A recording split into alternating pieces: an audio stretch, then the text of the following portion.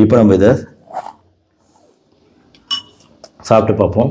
இந்த பிரச்சனை இருக்கிற பெண்கள் சாப்பிட வேண்டிய முக்கியமான கஞ்சி அப்படின்னு சொல்லுவேன் நான். பால்ஸ் எதுக்காக இந்த மாதிரி பல வீட்டு ரெமெடிஸ், ஹோம் ரெமெடிஸ் அப்படிங்கிறது ஹெல்த் ஓவரால் எப்படி நம்ம வீட்டில் நல்லா பெட்டராக வச்சுக்க முடியும் அப்படிங்கிறத இந்த வீடியோவில் நான் செஞ்சே காமிக்க போகிறேங்க. ஸோ இதன் மூலமாக வெள்ளைப்படுதல் பிரச்சனை கிடையாது. எல்லாருக்கும் வணக்கம். நான் டாக்டர் கார்த்திகேயன். பெண்களுக்கு வெள்ளைப்படுதல் அப்படிங்கிற ஒரு பிரச்சனை யூஸ்வலாக எல்லா வயசுலையுமே இருக்குது. பெண்கள் பூப்படைந்த டீனேஜ் பருவம் முதல் மெனோபாஸ் காலம் வரைக்கும் எல்லா பெண்களுக்குமே ஒரு வகையில் வெள்ளைப்படுதல் அப்படிங்கிற பிரச்சனையை சந்திக்க தான் செய்கிறாங்க. ஆனால் அது பிரச்சனை நம்ம சொல்லக்கூடாது. ஏன்னா இயற்கையாகவே மாதவிடாய் காலங்களுக்கு 3 நாள் முன்னாடியும் மாதவிடாய் நின்ற பின் 3 நாட்களுக்கும் வெள்ளைப்படுதல் அப்படிங்கிறது இயற்கையாகவே இருக்கக்கூடிய ஒரு விஷயம். எதுக்காக அப்படின்னா அந்த யோனி பகுதியில் இருக்கக்கூடிய pH அசிடிக் தன்மை மெயின்டைன் ஆகும். அப்படி இருந்துச்சுன்னா நம்ம பிறப்புறுப்பு பகுதியில் தொற்று கிருமிகள் எளிதாக உள்ள வராமல் இருக்கிறதுக்காக இயற்கையாக படைக்கப்பட்ட ஒரு விஷயம், நார்மலான விஷயம். கிரீமி கலர்ல இருக்கக்கூடிய இந்த வெள்ளையான திரவம் அப்படிங்கிறது எந்தவித ஸ்மெல் வாடையும் இருக்காது. மீன் வாடை போன்ற எந்த ஸ்மெல்லும் இருக்காது. எந்த நிறம் மாற்றமும் இருக்காது. எதர் நிறம் இல்லாமல் இருக்கும், இல்லை ஸ்லைட்டாக கிரீமியாக இருக்கும். பொதுவாக இது கண்டு நம்ம பயப்படக்கூடாது. மேலும் நம்ம உடல்நிலையை நல்லா ஆரோக்கியமாக வச்சுக்கணும். ஜென்ரலாகவே இப்போ எள்ளு உருண்டை நான் என்னோட பேக்ரவுண்டில் வச்சுருக்கிறது செசாப் பால்ஸ். எதுக்காக இந்த மாதிரி பல வீட்டு ரெமெடிஸ், ஹோம் ரெமெடிஸ் அப்படிங்கிறது ரொம்ப முக்கியங்க. நம்ம ஹெல்த் ஓவரால் எப்படி நம்ம வீட்டில் நல்லா பெட்டராக வச்சுக்க முடியும் அப்படிங்கிறத இந்த வீடியோவில் நான் செஞ்சே காமிக்க போகிறேங்க. ஸோ இதன் மூலமாக வெள்ளைப்படுதல் பிரச்சனை கிடையாது. எல்லாருக்குமே இந்த ஹெல்தி ரெமெடிஸ், ஃபுட் ரெமெடிஸ் அப்படிங்கிறது தேவைப்படுது. இந்த காலத்தில் குறிப்பாக பெண் பிள்ளைகளுக்கு ரொம்பவே தேவைப்படுது. அப்படிங்கிறதுனால இதை நான் செஞ்சே காமிக்க போகிறேன். நானும் சாப்பிட போகிறேன், நீங்களும் சாப்பிடணும் அப்படிங்கிறதுக்காக. ஸோ இந்த வீடியோவில் மெயினாக இந்த ரெமெடிஸ் அப்படிங்கிறது இருக்கும். மேலும் எப்போ இது ஒரு பிரச்சனைக்குரிய விஷயமா மாறுது வெள்ளைப்படுதல், அப்போ நம்ம என்ன பண்ணலாம் அப்படிங்கிறதும் இந்த வீடியோவில் இருக்கும். Welcome to channel doctor Karthikeyan. சிம்பிளாக ஒரு விஷயம் சொல்லிட்டுங்களா, உளுந்து மற்றும் பார்லி 100 கிராம் எடுத்துக்கோங்க. மிளகு, சீரகம், பூண்டு, மஞ்சள் 10 கிராம் அளவுக்கு எடுத்துக்கோங்க. இதை வச்சு ஒரு கஞ்சி காய்ச்சுங்க. வாரத்தில் 3 நாட்களாவது இந்த கஞ்சியை தொடர்ந்து சாப்பிட்டு வர வேண்டும். பின்னாடி இதை கொடுத்து பார்ப்போம். இன்னொரு விஷயம் ட்ரை பண்ணுங்க. எலுமிச்சை, சாத்துக்குடி, ஆரஞ்சு இந்த 3 விஷயங்கள் மீதி 3 நாட்களில், இந்த கஞ்சி சாப்பிடக்கூடிய 3 நாட்கள் இல்லாமல் மீதி 3 நாட்களில் நம்ம இதில் ஏதாவது ஒரு பழத்தை ஜூஸாக சாப்பிடலாம். கட்டாயம் சர்க்கரை சேர்த்தக்கூடாது. இந்த சம்மர் சீசனில், வெயில் காலத்தில் இந்த மாதிரி சிட்ரஸ் ஃப்ரூட்ஸு சாப்பிட்றது அப்படிங்கிறது ரொம்ப ரொம்ப நல்லது. எல்லாருமே சாப்பிட வேண்டிய முக்கியமான ஒரு விஷயம் அப்படின்னு சொல்லலாம். ஏன்னா இந்த சம்மர் ஹீட், அந்த மாதிரி பயங்கரமான ஹீட் இருக்கிறதுனால சம்மருக்கு தேவையான முக்கியமான விஷயம். வெள்ளைப்படுதல் பிரச்சனை அதிகரிக்கக்கூடிய காலங்கள் அப்படிங்கிறது இந்த வெயில் காலங்களில் அதிகமாக இருக்கும் சம்டைம்ஸ். அதுக்காகவே நான் இதை சொல்கிறேன். இந்த சிட்ரஸ் ஃப்ரூட்ஸும் நல்லது. இந்த லிஸ்ட்டில் நெல்லிக்காயும் கட்டாயம் அடக்கும். டெய்லியுமே நெல்லிக்காய் ஏற்கனவே அந்த பெரிய நெல்லிக்காய் சாப்பிட்டா எவ்வளோ நன்மைகள் அப்படின்னு சொல்லிட்டு நான் பேசியிருக்கிறேன். அப்போ நெல்லிக்காய் முடிஞ்ச அளவு நம்ம ப்ரொக்யூர் பண்ணி நம்ம டெய்லியுமே சாப்பிட்ற மாதிரி பார்த்துக்கலாம். நெல்லிக்காய் ஜூஸாக கொடுக்குற மாதிரி பார்க்கலாம். கற்றாழை ஜூஸ் கொடுக்கலாம். இதெல்லாம் இயற்கையாக செஞ்சால் பெஸ்ட்டு. கற்றாழை ஜூஸ், கருப்பட்டி கலந்த ஜூஸ் கொடுக்கலாம். காலை நேரத்தில் கிடைச்சது அப்படின்னா அருகம்புல் ஜூஸ், இல்லைனா தர்பூசணி ஜூஸ், வெள்ளை பூசணி ஜூஸ், இல்லைனா நீர்மோர், வெந்தயம் ஊற வைத்த நீர், இந்த மாதிரி விஷயங்களில் ஏதாவது ஒன்று கூட லைட்டாக உப்பு சேர்த்து நம்ம சாப்பிட்றது அப்படிங்கிறது இந்த வெயில் காலங்களில் இந்த பிரச்சனை அதிகமாவதை தடுக்கக்கூடிய விஷயம். வாரம் 2 முறையாவது வெந்தயக்கீரை பருப்பு கூட்டு செஞ்சு சாப்பிடலாம். பசலைக்கீரை, மணத்தக்காளி கீரை கூட்டு இதுவுமே செஞ்சு சாப்பிட்றது அப்படிங்கிறது, கிடைக்கும்போது செஞ்சு சாப்பிட்றது அப்படிங்கிறது இந்த காலங்களில் மிகவும் தேவையான ஒன்று. இரவு நேரத்தில் தூங்க போகிறதுக்கு முன்னாடி ஒரு 5 to 10 ml நல்லெண்ணெய் வச்சு நம்ம ஆயில் புல்லிங் அப்படின்னு சொல்லுவோம்ல ஒரு விஷயத்தை, அதை நம்ம வாய் நல்லா ஒரு 5 to 10 நிமிஷம் நல்லா கொப்பளிச்சு துப்பிட்டு அதுக்கப்புறம் தூங்குங்க. என்ன டாக்டர் ஒரே ஹோம் ரெமெடிஸாக சொல்லிக்கிட்டு இருக்கிறீங்க? ஓகே, முக்கியமாக வெள்ளைப்படுதல் பிரச்சனைக்குள்ளே வருவோம். இப்போ வெள்ளைப்படுதல் அப்படிங்கிறது உங்களுக்கு ஆரம்பத்திலே நான் சொன்ன மாதிரி அது இயற்கையாகவே சுரக்கக்கூடிய ஒரு திரவம்.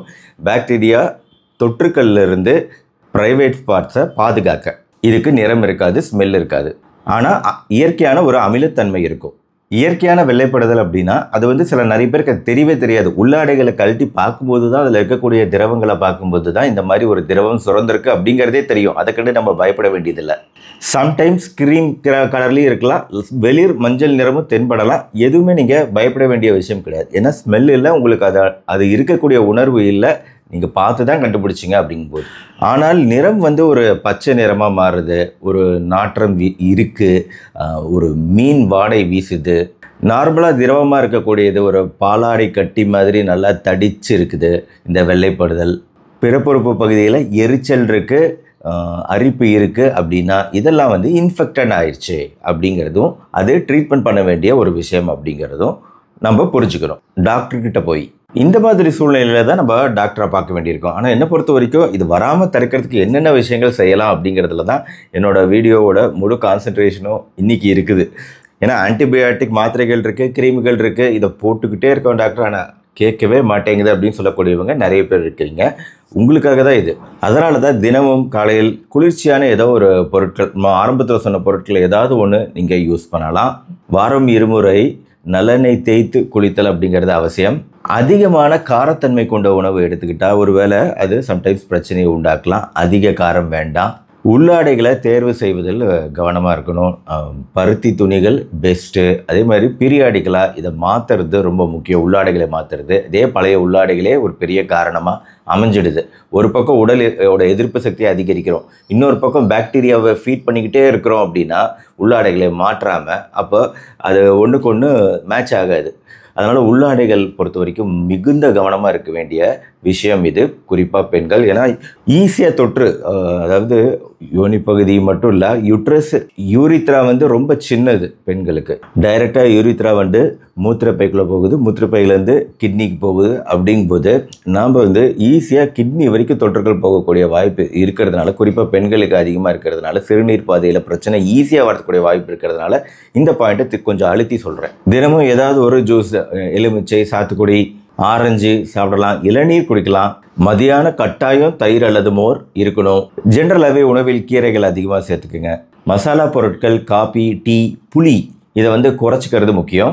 நான்வெஜ் ஐட்டம்ஸ், கத்திரிக்காய் இதுவுமே வந்து குறைச்சிக்கிறது அவசியம். அப்புறம் கல்யாணமான பெண்களுக்கு இந்த ஹைஜீனை மெயின்டைன் பண்ணுறது முக்கியம். குறிப்பாக உடலுறவு கொண்ட பின் ஹைஜீன் மெயின்டைன் பண்ணுறது ரொம்ப ரொம்ப முக்கியம். இப்போது அடுத்து வந்து ரொம்ப அதிதீவிர பிரச்சனை அப்படின்னா வெள்ளைப்படுதல் இருக்குது, சிறுநீர் கழிக்கும் போது எரிச்சல் இருக்குது. ஜென்ரலாகவே பிறப்புறுப்பில் ஒவ்வாமை ஏற்பட்ட அந்த பகுதி முழுவதும் மிகவும் சிவந்து காணப்படுதல், பிறப்புறுப்பில் புண் அல்லது கொப்புளங்கள், உடலுறவின் போது பிறப்புறுப்பில் தீவிர வலி, இந்த மாதிரி விஷயங்கள் இருக்குது அப்படின்னா அதிகமான பிரச்சனை அப்படிங்கிறத உணரணும். இதுக்கு வந்து நம்ம சொல்லக்கூடிய எந்த வித ரெமிடிஸும் நம்ம ட்ரை பண்ணக்கூடாது.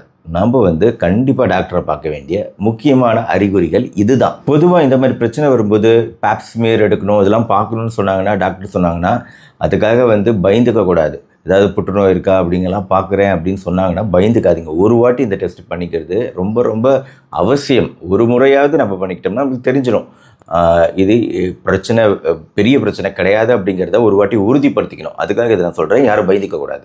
சில ஸ்கேன் டெஸ்ட்டுகளோ பரிந்துரை செஞ்சாங்கன்னா ஒரு வாட்டி செஞ்சு பார்த்துடுங்க. மிக பொதுவாக தொற்றுக்களில் இந்த ஈஸ்ட் தொற்றுன்னு சொல்லுவோம், கேண்டிடா, இதுதான் மிகவும் பொதுவான ஒரு தொற்று வெள்ளைப்படுதல் பொறுத்த வரைக்கும்.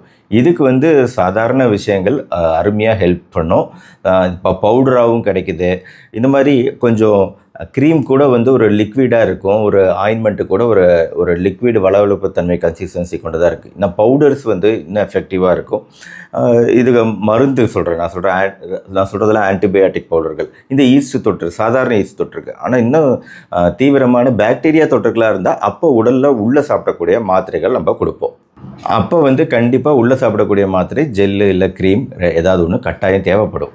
எனிவே இன்றைக்கி வந்து நம்ம எது நார்மல், என்னென்ன விஷயங்கள் செஞ்சு இப்படி இந்த ஹெல்த்து பார்த்துக்கலாம், நம்ம வெள்ளைப்படுதல் ஏற்படாமல் தடுக்கலாம் இந்த சம்மர் காலத்தில் அப்படிங்கிறதெல்லாம் நான் கொஞ்சம் விளக்கமாக சொல்லியிருக்கிறேன். கூடவே எப்போ நம்ம டாக்டரை பார்க்கணும் அப்படிங்கிற சில டேஞ்சர் சைன்ஸ் அறிகுறிகளையும் நான் உங்களுக்கு இன்றைக்கி தான் சொல்லியிருக்கேன். அதனால் அடுத்து நம்ம இந்த ரெமடிஸில் சில செய்முறைகளுக்குள்ளே போயிடுவோம். இப்போ வந்து பால்ரி அரிசி கஞ்சி வைக்கிறது எப்படின்னு நம்ம பார்க்க போகிறோம். இதை வந்து நான் இந்த ஒரு கரண்டி தான் இதாட்டி எடுத்திருக்கேன். இதாட்டி எடுத்து வறுத்து எடுத்திருக்கேன். அதே மாதிரி உளுந்தும் பார்த்திங்கன்னா இதாட்டி ஒரு கரண்டி, கப்பில் ஒரு கரண்டி தான் நான் போட்டிருக்கேன். ஒரு 2 ஆள் தான் குடிக்கலாம், அந்த அளவுக்கு எடுத்துருக்கேன். அதுக்கு தேவையான பொருள் பார்த்திங்கன்னா கொஞ்சம் ஜீரகம் நம்மளுக்கு தேவையானது, ஒரு 4-5 மிளகு, மஞ்சள் தூள் தான் வச்சுருக்கேன், மஞ்சள் இல்லைன்னா அதோடய சேர்த்து அரைச்சிக்கலாம். ஒரு 5 பூண்டு வச்சுருக்கேன். இதெல்லாம் இப்போ வந்து மிக்சியில் போட்டு அரைக்கிறோம். இது வந்து வெள்ளை சுட்டுக்கு ரொம்ப நல்லது. இந்த பால்ரி அரிசி அதில் போட்டுக்கணும், சுத்தம் பண்ணியிருக்கோம் நல்லா ஒன்றும் அதுக்கு. இதையும் நல்லா வறுத்துட்டு இது கல் இல்லாமல் இதோடைய போட்டுக்கிறோம். இப்போ நுணுக்குறோம், நல்லா நுணுக்கி கஞ்சி வைக்கிறது எப்படின்னு பார்ப்போம்.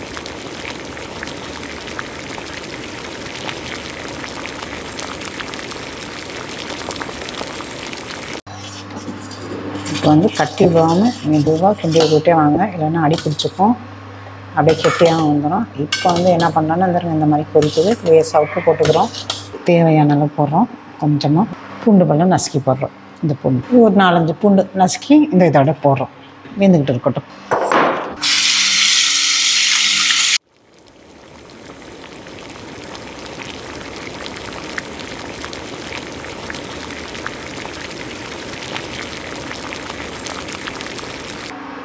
பால்ரி அரிசி, உளுந்து, மிளகு, ஜீரகம், பூண்டு இதெல்லாம் போட்டு ஒரு கஞ்சியாக தயாரிச்சிருக்கோம்.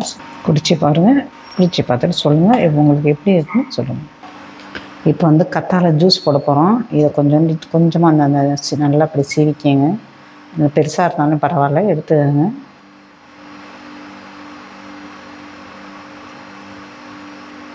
இதை வந்து இப்படி சீவி எடுத்து கொஞ்சம் கொஞ்சமாக, டக்குன்னு வராது, சின்ன ஸ்பூன் இருந்தால் கூட எடுத்து போட்டு அப்படியே நம்ம குழக்குழம்பு தான் வரும்.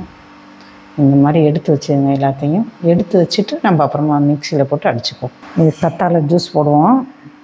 இதை பார்த்திங்கன்னா அதை வெட்டி எடுத்து தனியாக வச்சுருக்கேன்.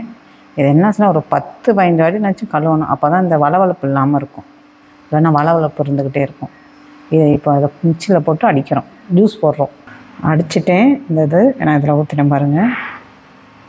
ஒரு ஆள் குடிக்கிற அளவுக்கு தான் நான் போட்டிருக்கேன். தண்ணி வேணால் கலந்துக்கலாம், நம்ம இன்னும் கொஞ்சம் தண்ணி கலந்துக்குவோம். இப்போ செம்பருத்தி டீ போடுறதுக்கு பார்த்திங்கன்னு வச்சுங்களேன், ஒரு 5 பூ, ஒரு 2 ஆள் குடிக்கலாம். இதை வந்து நல்லா பறித்து அலசிடுங்க. அலசிட்டு இந்த அப்படியே பிச்சு காம்பை மட்டும் எடுத்துடுறோம். காம்பை எடுத்துட்டு தண்ணியும் சுட வச்சுருக்கேன், தண்ணி கொதிக்குது. இதை வந்து இதில் போடுறோம்.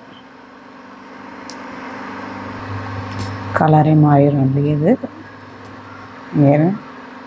இது கருப்பட்டி போட்டுக்கலாம், இல்லையா பனங்கல்கண்டு போட்டு குடிக்கலாம். இதோட வந்து நான் இதில் எதுவுமே கலக்கலை. இதோட வந்து நாட்டு சக்கரை வேண்டாம், பனங்கல்கண்டு இதை சேர்த்து நீங்கள் சாப்பிட்டு பாருங்கள், எப்படி இருக்குன்னு சொல்லுங்கள். கற்றாழை ஜூஸ் பார்த்தீங்க, கஞ்சி பார்த்தீங்க, அருமையான நிறத்தில் இருக்கக்கூடிய செம்பருத்தி டீயவும் பார்த்தீங்க. பனங்கற்கண்டு இல்லைனா கருப்பட்டி மிக்ஸ் பண்ணி எப்படி சாப்பிட்லாம் அப்படின்னு டேஸ்ட் பண்ணி சொல்ல போகிறேன்.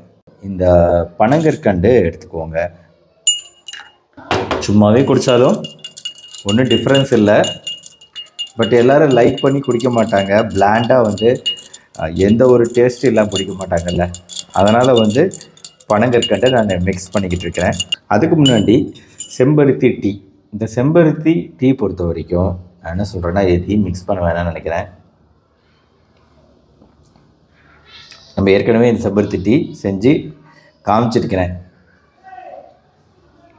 வேணும்னா இதில் கொஞ்சம் பனங்கற்கண்டு நல்லாயிருக்கு. இப்போ நம்ம இதை சாப்பிட்டு பார்ப்போம். ஆக்சுவலாக வந்து ரொம்ப ஹார்டாக நல்ல வயிறை ஃபீல் பண்ணக்கூடியது அப்படிங்கிறது முதல் டேஸ்ட்லேயே தெரிஞ்சிச்சு எனக்கு. இது வந்து நம்மளுக்கு ஒரு சூப்பரான உணவுங்க, அருமையான உணவு. வாரத்தில் 2-3 நாள் சாப்பிடக்கூடியது இந்த கஞ்சி. எல்லாருமே சாப்பிடணும், குறிப்பாக இந்த பிரச்சனை இருக்கிற பெண்கள் சாப்பிட வேண்டிய முக்கியமான கஞ்சி அப்படின்னு சொல்லுவேன் நான். ஓகே, இந்த டிஷ்லாம் வந்து ஒரு எக்ஸாம்பிளுக்கு உதாரணத்துக்கு தான் செஞ்சு காமிச்சேன். செஞ்சு பாருங்கள், தினசரி சாப்பிடுங்க. இந்த வீடியோ பிடிச்சிருச்சா லைக் பண்ணி உங்கள் ஃப்ரெண்ட்ஸ் அண்ட் ரிலேட்டிவ்ஸ்லாம் ஷேர் பண்ணுங்கள். நம்ம சேனல் டாக்டர் கார்த்திகேயன் தொடர்ந்து சப்ஸ்கிரைப் பண்ணி ஃபாலோ பண்ணுங்கள். மறுபடியும் நாளைக்கு பார்ப்போம். நன்றி, வணக்கம்.